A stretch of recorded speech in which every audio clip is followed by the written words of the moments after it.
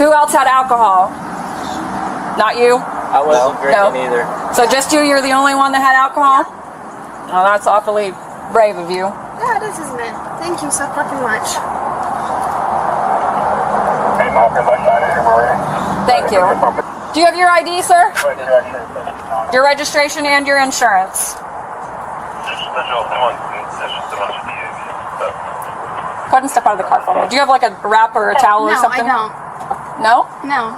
Okay. Just put my shirt Why do I on. need to put something on? Okay. Does it offend you? Can I get out? I just didn't want to make you stand out here in just a bikini. That's why I'm asking. Okay, go ahead and get out of the car for me. Can I get out, ma'am? Yes. Bring us. Stand right in front of that Chevy symbol right there. And you're how old again? Okay.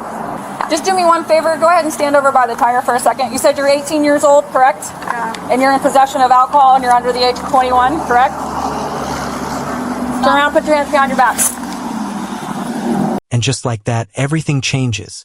The moment she confirms she's under 21 and in possession of alcohol, the officer has probable cause to make an arrest.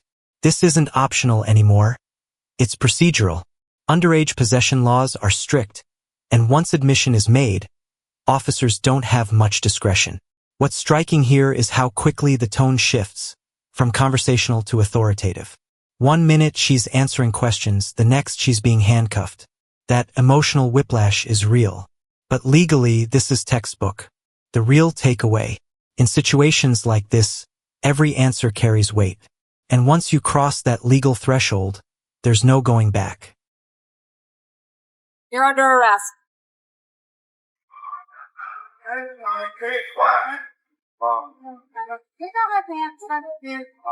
Yeah. I'm short. You have shorter than that? Right.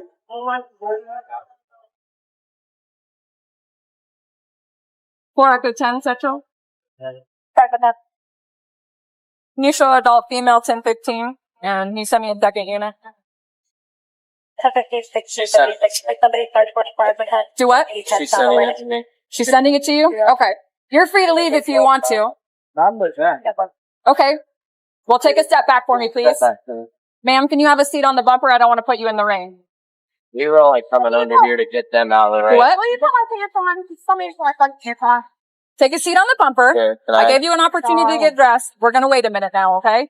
Now here's where things get a bit more nuanced, and honestly a little uncomfortable.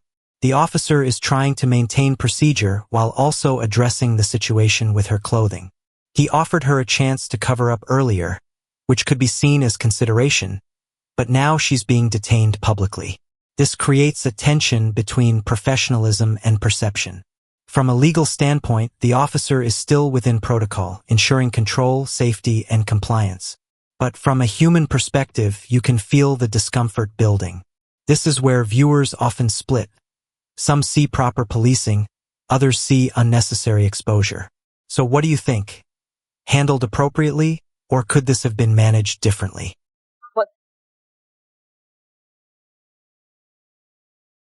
Put your butt on the bumper, please.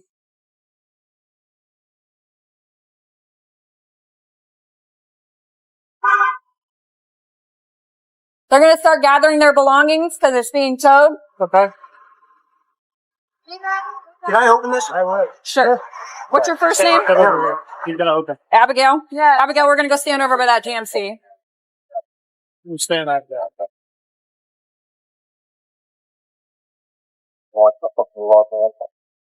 My body cam's a lot better than a phone. If you want a copy of it, you're more than welcome to it.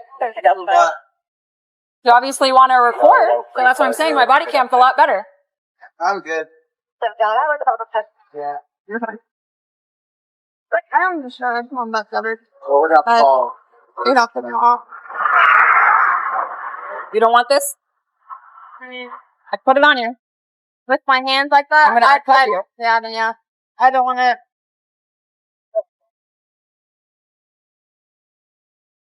You know, this could have gone a completely different way. All you had to do is just answer. This could have gone a completely different. That line right there says everything.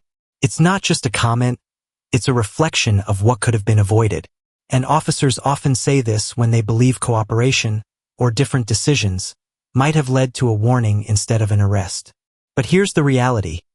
Once admissions are made and laws are clearly broken, options shrink fast. This moment feels like a mix of frustration and hindsight. And for Abigail, this is probably the point where it really sinks in. This isn't just a stop anymore, it's a legal record. So let's pause here. Do you think this situation could have ended differently, or was the outcome inevitable?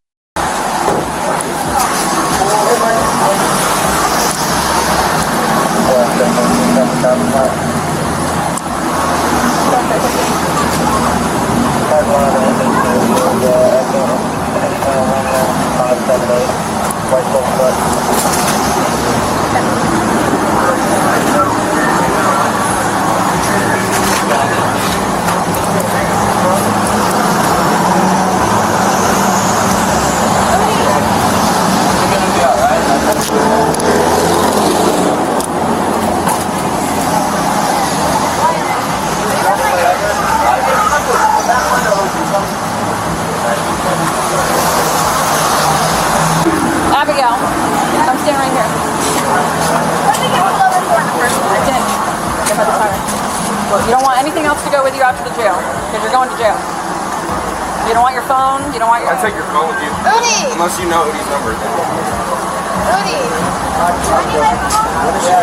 Do you want it with You're without? going to have to post bond. Can you guys take a step back? How much is that shit? $500. Now we're getting into the financial reality of an arrest bond. The officer mentions $500, which is essentially the amount required to secure temporary release from jail. And here's something important. Bond isn't a fine. It's a guarantee you'll return to court. But even at $500, that's a significant immediate consequence for a momentary decision. Also notice her response. She says she has the money, but declines her phone. That's interesting.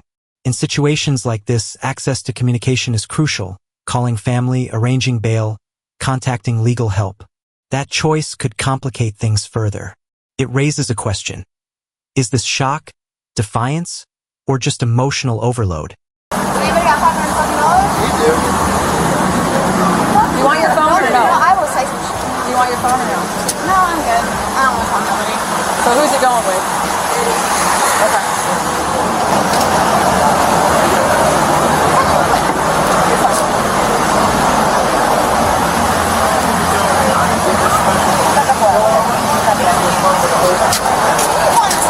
I do not want to know. This is why I asked if you wanted a towel. Like, you don't offend me. I don't know. She was just wearing the bikini, so she just put these clothes on, and I searched them first. I just wasn't sure if I needed you or if you already did it. Yep. Yeah. Like I said. Do you have my ID still? I do.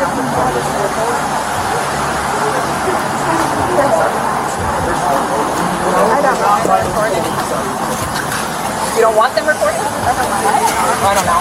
Maybe to document a fun time, I'm sure. To them it is, because no one else claimed the beer that you were drinking all by yourself.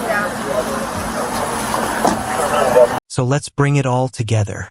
What started as a routine stop turned into an arrest based on a clear admission. Underage possession of alcohol. Legally, the officer followed protocol, identification, confirmation, and action. Abigail's honesty, while admirable on a personal level, ultimately sealed the legal outcome. The situation also highlights how quickly small decisions, like speaking freely or refusing assistance, can escalate consequences. From public discomfort to financial burden and a criminal charge, the ripple effect is real. Cases like this are a reminder. Knowing your rights and your risks matters. Now we want to hear from you.